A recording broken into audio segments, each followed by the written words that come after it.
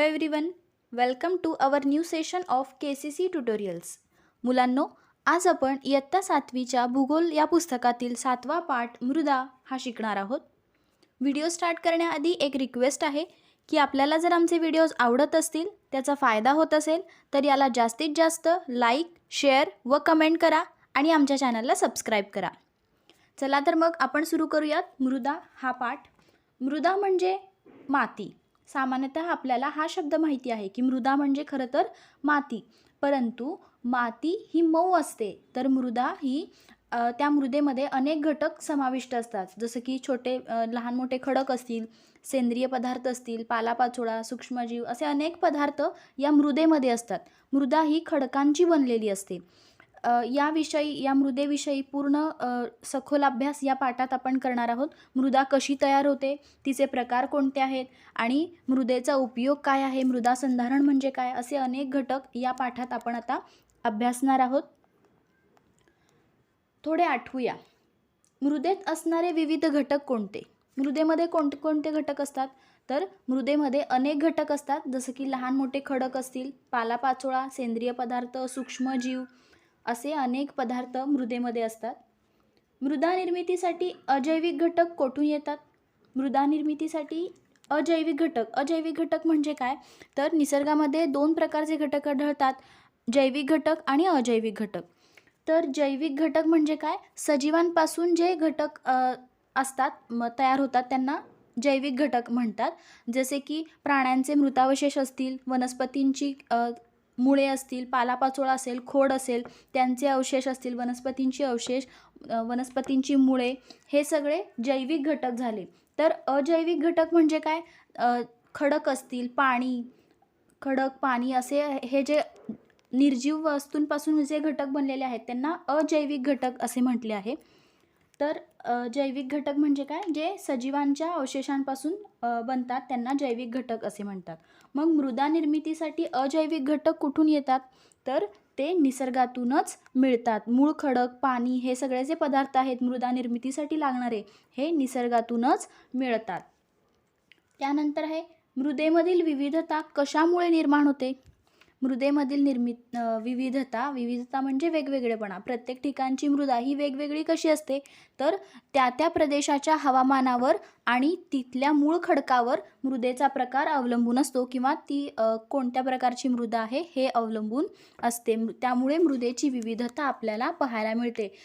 मृदा निर्मितीमध्ये मृदा तयार होत असताना त्या ठिकाणच्या हवामानाचा त्या मृदेवरती परिणाम होत असतो आणि मूळ खडक जर वेगवेगळा असेल तर वेगवेगळ्या प्रकारची मृदा आपल्याला पाहायला मिळते.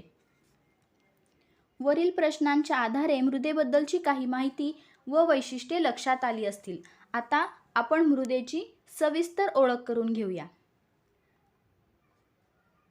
मृदेच्या निर्मितीमध्ये मूळ खडक, प्रादेशिक हवामान, जैविक घटक, जमिनीचा उतार व कालावधी हे घटक विचारात घेतले जातात.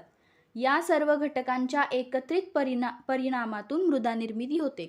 मृदा निर्मिती होत असताना या सगळ्या घटकांचा विचार केला जातो की मूळ खडक कोणता आहे, तेथील हवामान उष्ण आहे की दमट आहे, त्यानंतर त्यामध्ये असणारे जैविक घटक कोणते आहेत, किती प्रमाणात सूक्ष्मजीव आहेत, या सगळ्या गोष्टींचा विचार केला जातो.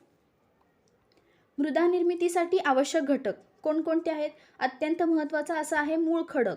मृदा ही खडकाची बनलेली असते किंवा खडकापासून ती बनलेली असते. जेव्हा एखादा मोठा खडक त्याचे सतत झीज होत असते, म्हणजे तो सतत तुटत असतो, त्या खडकाचे तुकडे पडत असतात, बारीक बारीक बारीक असे ते तुकडे पडत असतात आणि ही प्रक्रिया सतत चालू असते आणि त्यातूनच त्या मूळ खडकापासूनच मृदा तयार होते.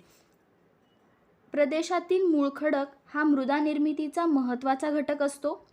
प्रदेशाच्या हवामानानुसार आणि खडकाच्या काठिण्यानुसार मूळ खडकाचे विदारण होते म्हणजे तो खडक तुटतो, त्याचे तुकडे पडतात आणि मोठा छोटा असे करत करत एकदम बारीक असा भुगा तयार होतो. खडकाच्या काठिण्यानुसार म्हणजे तो खडक किती कठीण आहे त्यानुसार त्या खडकाचं विदारण होतं. त्यामुळे मूळ खडकाचा भुगा तयार होऊन मृदा तयार होते. उदाहरणार्थ महाराष्ट्रातील दख्खनच्या पठारावर असलेल्या बेसॉल्ट या मूळ खडकाचे विदारण होऊन काळी मृदा तयार होते. आपल्या महाराष्ट्रामध्ये जास्त काळी मृदा आपल्याला आढळते. तर ही काळी मृदा कोणत्या खडकापासून तयार झाली आहे? बेसॉल्ट या खडकापासून तयार झाली आहे. महाराष्ट्रात जो मातीचा खडक मूळ खडक आढळतो तो आहे बेसॉल्ट. बेसॉल्ट या खडकापासून त्या खडकाचं विदारण होऊन ही काळी मृदा रेगूर मृदा तयार झाली आहे. या मृदेला रेगूर मृदा असे सुद्धा म्हणतात. काळ्या मृदेला आणखी एक नाव आहे रेगूर मृदा. तसेच कापसाची काळी मृदा असेही नाव या मृदेला आहे.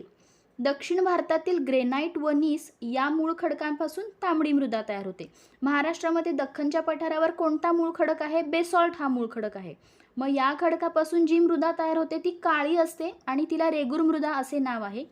तर दक्षिण भारतामध्ये ग्रेनाइट आणि नीस या मूळ खडकापासून मृदा तयार होते आणि त्यामुळे तिची विविधता आपल्याला पाहायला मिळते. या दोन्ही मृदा वेगवेगळ्या आहेत. या मृदेला तांबडी मृदा असे म्हणतात. दक्षिण भारतामध्ये जी मृदा आढळते तिला तांबडी मृदा असे म्हणतात. तर महाराष्ट्रामध्ये जी मृदा आढळते बेसॉल्ट खडकापासून तिला रेगूर मृदा असे म्हणतात. या दोन्ही मृदेचे गुणधर्म हे वेगवेगळे असणार कारण त्यांचा मूळ खडक हा वेगळा आहे. त्यानंतर प्रादेशिक हवामान हा घटकसुद्धा मृदा निर्मितीमध्ये अत्यंत महत्त्वाचा आहे. मृदा निर्मितीसाठीचा आवश्यक असणारा हा एक महत्त्वाचा घटक आहे. मूळ खडकाचे विदारण म्हणजेच अपक्षय होणे, तो खडक तुटणे हा मृदा निर्मितीतील पहिला टप्पा असतो. विदारण प्रक्रिया ही प्रदेशाच्या हवामानावर ठरते. प्रदेशाचे हवामान विदारण प्रक्रियेची तीव्रता ठरवते. हवामान म्हणजेच ऊन, वारा, पाऊस या तिन्ही ऋतूमध्ये किंवा या तिन्ही गोष्टींचा परिणाम त्या खडकावर होत असतो आणि त्या खडकाची झीज होत असते. एकाच मूळ खडकापासून वेगवेगळ्या प्रकारची मृदा हवामानातील फरकामुळे तयार झालेली पाहायला मिळते. जसं आपण इथे वरती पाहिलं की मूळ खडक वेगळा असल्यामुळे वेगवेगळी मृदा तयार होते. त्याच पद्धतीने मूळ खडक जरी एकच असला तरी हवामानातील फरकामुळे वेगळ्या प्रकारची मृदा तयार होते. इथे आपण बघतोय की एकच मूळ खडक आहे पण हवामानाचा फरक वेगवेगळा पडत असल्यामुळे हवामानातील बदल त्या हवामानाचा परिणाम वेगवेगळा होत असल्यामुळे एकाच खडकापासून सुद्धा दोन वेगवेगळ्या मृदा तयार झालेल्या आपण पाहतो. सह्याद्रीच्या पश्चिम भागात हवामान दमट आहे. तेथे बेसॉल्ट या खडकाचे अपक्षालन होऊन जांभी मृदा तयार होते. तर हा मृदेचा प्रकार दख्खनच्या पठारावर कोरड्या हवामानामुळे निर्माण होणाऱ्या रेगूर मृदेपेक्षा वेगळा आहे. महाराष्ट्रामध्ये बेसॉल्ट हा खडक आढळतो. आपण इथे पाहिले की दख्खनच्या पठारावर कोरडं हवामान असल्यामुळे तिथे रेगूर मृदा तयार होते.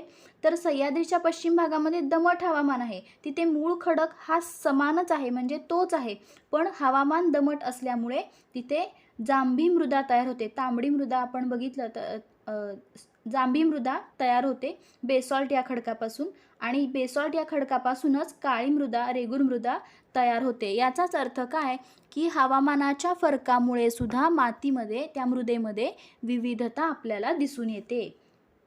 त्यानंतर आहे जैविक घटक. खडकांचे विदारण होऊन त्याचा भुगा तयार होतो. खडक तुटतात आणि त्याचा भुगा तयार होतो परंतु हा भुगा म्हणजे मृदा नव्हे. मृदेमध्ये खडकाच्या भुग्याशिवाय जैविक पदार्थ मिसळले जाणे आवश्यक असते. फक्त दगडांचे तुटणे त्याचा भुगा होणे म्हणजे मृदा नाही तर त्या मृदेमध्ये इतर गोष्टीही असाव्या लागतात तरच ती मृदा तयार होते. इतर जैविक पदार्थ मिसळले जाणे हे गरजेचे असते. हे जैविक पदार्थ प्रदेशातील वनस्पती व प्राणी यांच्या विघटनातून मृदेत मिसळतात. वनस्पतींची मुळे, पालापाचोळा, प्राण्यांचे मृतावशेष इत्यादी घटक पाण्यामुळे कुजतात. हे सगळे जैविक घटक आहेत. हे सगळे घटक पाण्यामुळे कुजतात. तसेच त्यांचे विविध जीवांमार्फत विघटन होते आणि त्यांचे विघटन होऊन ते त्या मृदेमध्ये मिसळले जातात आणि त्या मृदेची सुपीकता वाढते. हे सगळे जैविक घटक त्या मृदेमध्ये असल्यामुळे त्या जमिनीची सुपीकता वाढीस लागते. त्यांचे विविध जीवांमार्फत विघटन होते. उदाहरणार्थ गांडूळ, सहस्त्रपात म्हणजे पैसा किडा, त्यानंतर वाळवी, गोम, मुंग्या इत्यादी हे जे प्राणी आहेत अशा विघटित झालेल्या जैविक पदार्थास ह्युमस म्हणतात. हे छोटे छोटे जे कीटक आहेत यांच्यामार्फत, या जीवांमार्फत या सगळ्या जैविक घटकांचं विघटन होतं आणि या विघटित झालेल्या जैविक पदार्थास ह्युमस असे म्हणतात. मातीच्या वरती एक थोडासा वरती लेयर असतो, ह्युमसचा असतो. हा जो ह्युमसचा थर आहे तो कसा तयार होतो, हे जे छोटे छोटे जीव आहेत ते काय करतात, हा जो वरती पालापाचोळा पडला आहे, प्राण्यांचे मृतावशेष पडले असतील, वनस्पतींचे अवशेष पडले असतील, फांद्या, खोड वगैरे हे ज्या गोष्टी पडलेल्या असतात त्यांचे विघटन करतात. म्हणजे त्या गोष्टी त्या ज्या जैविक घटक पडलेले आहेत ते खाऊन टाकतात आणि त्याला कुजून जातात ते पाण्यामध्ये आणि त्यापासून तो जो जैविक पदार्थ तयार होतो, ह्युमस असे त्याला म्हणतात. मृदेमध्ये ह्युमसचे प्रमाण अधिक असेल तर मृदा सुपीक असते. ज्या मृदेमध्ये ह्युमसचे प्रमाण अधिक असते ती मृदा सुपीक असते. अनेक जीवांमार्फत विघटनाची प्रक्रिया होत असते. त्यामुळेच अलीकडे गांडूळ खत निर्मितीचे प्रयोग मोठ्या प्रमाणात केले जात आहेत. गांडूळ खत निर्मिती म्हणजे काय हे आपल्याला पाहायचं आहे. गांडूळ खत किंवा कंपोस्ट खत निर्मितीची प्रक्रिया समजून घ्या. या निर्मितीच्या प्रक्रियेमध्ये काय होत असतं की अनेक ठिकाणी जो कचरा साठतो त्या मातीमध्ये गांडूळ यांना सोडलं जातं, गांडुळांना सोडलं जातं. गांडूळ हा जमिनीत राहणारा प्राणी आहे. तो त्यातील सेंद्रिय पदार्थ खाऊन जगतो. त्या मृदेमध्ये जे सेंद्रिय पदार्थ असतात ते सेंद्रिय पदार्थ खाऊन गांडूळ हा जगत असतो आणि त्याच्या शरीराला जे आवश्यक घटक आहेत तो ते घेतो आणि नको असलेले पदार्थ, बाकीचे जे पदार्थ आहेत तो शरीराबाहेर टाकतो आणि हे जे पदार्थ शरीराबाहेर टाकतो ते म्हणजेच गांडूळ खत असे आहे किंवा त्याला वर्मी कंपोस्ट खत असे सुद्धा म्हणतात. आणि ह्याच पद्धतीने गांडूळ खत किंवा कंपोस्ट खत तयार होते. खत निर्मितीच्या प्रक्रियेला काही कालावधी लागतो. या खत निर्मितीच्या प्रक्रियेला वर्मी कंपोस्ट खत तयार होण्यासाठी कमीत कमी 24 तासांचा कालावधी लागतो व त्याला काही आवश्यक घटकही लागतात, जसे की ओला कचरा, पाणी, उष्णता इत्यादी. या सगळ्या गोष्टींपासून गांडूळ खत निर्मिती, कंपोस्ट खत निर्मिती केली जाते. त्यानंतर आहे कालावधी. मृदा निर्मितीसाठी खूप जास्त कालावधी लागतो. मृदा निर्मिती ही एक नैसर्गिक प्रक्रिया आहे. या प्रक्रियेमध्ये मूळ खडकाचे विदारण, हवामान व जैविक घटक या सर्व बाबींचा समावेश होतो. ही प्रक्रिया मंद गतीने होत असल्यामुळे मृदा निर्मितीचा कालावधी मोठा असतो. आपल्याला हे जाणवत नाही, पण सतत कंटिन्यू त्या खडकाचं, एखाद्या खडकाचं हे सतत झीज चालू असते, विघटन चालूच असतं, पण ते आपल्याला अत्यंत मंद गतीने होत असल्यामुळे ते कधी दिसत नाही. सतत जमिनीवरील असणाऱ्या अनेक खडकांची झीज ही होत असते. हवामानाचा परिणाम, ऊन, वारा, पाऊस यांचा परिणाम त्या खडकांवर होत असतो आणि त्या खडकांचे तुकडे पडत असतात.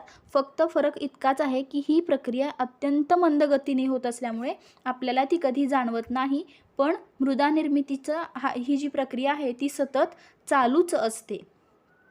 उच्च दर्जाच्या मृदेचा 2.5 सेंटीमीटरचा थर निर्माण होण्यासाठी हजारो वर्षांचा कालावधी जावा लागतो. अत्यंत महत्त्वाचं वाक्य आहे.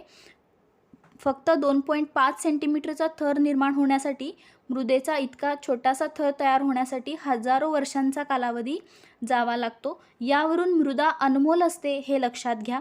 जास्त तापमान व जास्त पाऊस असलेल्या प्रदेशात मृदा निर्मितीची प्रक्रिया जलद होत असते.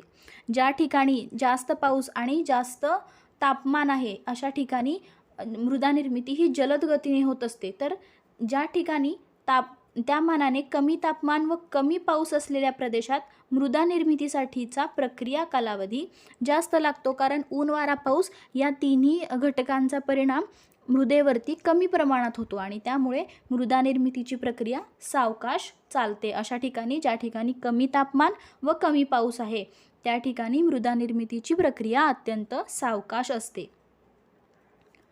निसर्गाकडून मिळालेली मृदा हे एक साधन म्हणून मनुष्य वापरतो. हे एक नैसर्गिक संसाधन आहे, आपल्याला माहिती आहे. याचा प्रामुख्याने शेतीसाठी वापर केला जातो.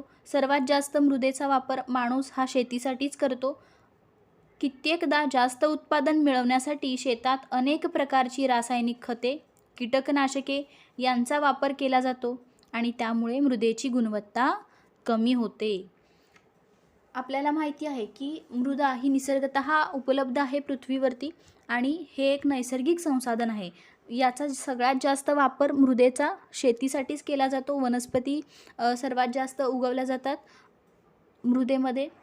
कित्येकदा तर शेतकरी जास्त उत्पादन येण्यासाठी म्हणून त्यामध्ये रासायनिक खते मिसळतात.